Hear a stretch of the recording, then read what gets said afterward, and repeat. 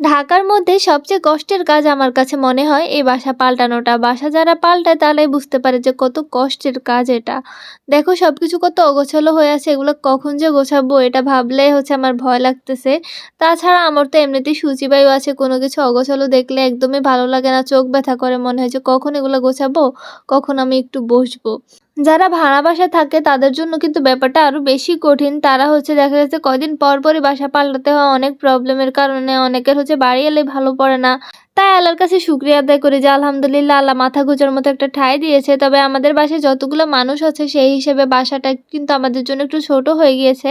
তাই আব্বু বলে যে অন্য আরেকটা বাসাতে চলে যাবে, আরো বড় দেখে একটা বাসা নিবে।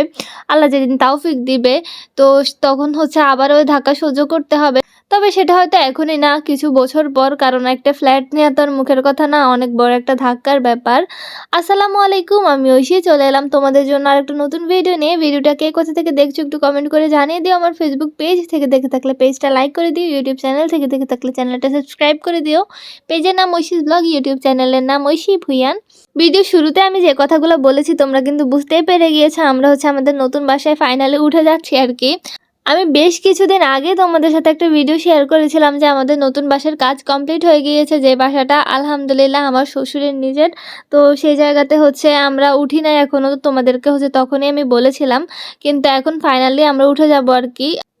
তা আগের ভিডিওতে আমি তোমাদেরকে ডিটেলসে বলেই দিয়েছিলাম কেন আমরা নতুন বাসাতে উঠতে পারতেছিলাম না। তো তোমরা যারা দেখো নাই তোমরা চাইলে ওই ভিডিওটা দেখে নিতে পারো, তাহলে তোমাদের কাছে ব্যাপারটা ক্লিয়ার হয়ে যাবে। বাসা পাল্টাতে গিয়ে অনেক বেশি কষ্ট হচ্ছে আমাদের বাসার সবারই। দেখা গেছে যে সবকিছু একদম আওলানো ঝাওলানো, সবকিছু গোছাতে অনেক বেশি কষ্ট হচ্ছে, কিন্তু মনে মনে অনেক আনন্দও লাগতেছে যে নতুন বাসায় উঠবো, নিজের একটা রুম নিজে সুন্দর করে সাজাবো। এই বাসাটা আমার শ্বশুর শাশুড়ি অনেক শখের বাসা, আমার শখের বাসা না, কিন্তু রুমটা আমার অনেক শখের। মানে যে রুমে আমি থাকবো এটা আমার অনেক শখের রুম।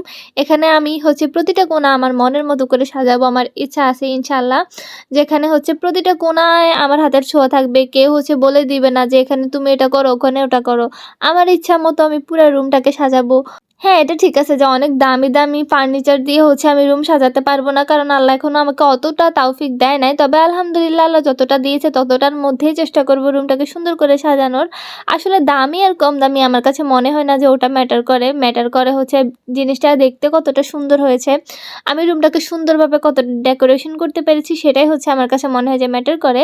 আর এমনিতে আমার শ্বশুর তো অনেক মানে মোটামুটি ভালোই একটা খাট নিয়ে দিয়েছে, আব্বুই নিয়ে দিয়েছিল ওটা আমার আর নেওয়া হয় নাই। তো ওটা মোটামুটি ভালোই প্রাইস পড়েছে।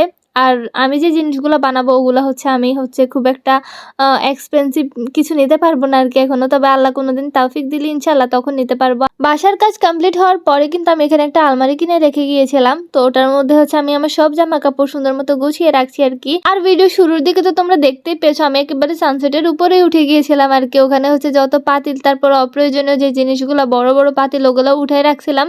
আর এখন আমি আমার সব জামা কাপড় সুন্দর মতো গোছাচ্ছি আর কি। এখন আমি আমার জামা কাপড় কেনার দিকে ফোকাস দিচ্ছি না, এখন আমি আমার সর্বস্ব দিয়ে রুম সাজানোর দিকে ফোকাস দিচ্ছি। যখন রুমটা আমার মনের মতো করে সাজিয়ে ফেলতে পারবো, তারপর আবার ইনশাল্লাহ জামা কাপড় কেনার দিকে ফোকাস দিব, ট্যুরের দিকে ফোকাস দিব। আসলে একসাথে সবকিছু করা পসিবল না। আর আমি এটা জানি, আর আমি এটা এটা এই ব্যাপারে আমার কোনো অভিযোগ নেই যে আমি কেন একসাথে সব পাচ্ছি না। রুমের মধ্যে আমার আর তেমন কোনো ফার্নিচার লাগবে না আলহামদুলিল্লাহ। একটা খাট, তারপর আলমারি এখন যেটা আছে আপাতত এটা দিয়ে চলে যাবে। এটা ড্রেসিং টেবিল বানাতে হবে আর কি, ওটাতে একটু বেশি অ্যামাউন্ট লাগবে। আমি ড্রেসিং টেবিলটাও খুব রিসেন্টলি বানিয়ে ফেলবো ইনশাল্লাহ, তোমাদের সাথে শেয়ার করবো। আর আমি আমার পুরো রুমটা সাজানোর পর অবশ্যই তোমাদের সাথে একটা রুম ট্যুর ভিডিও শেয়ার করব। আর আমাদের বাসাটা সাজানোর পর পুরো বাসার ট্যুর দিয়ে একটা ভিডিও শেয়ার করবো ইনশাল্লাহ।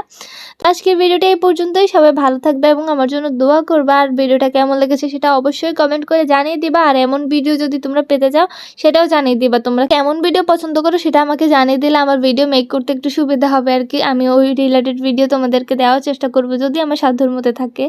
আল্লাহ হাফেজ, আসসালামু আলাইকুম। দেখাবে নতুন কোনো ভিডিওতে ইনশাল্লাহ।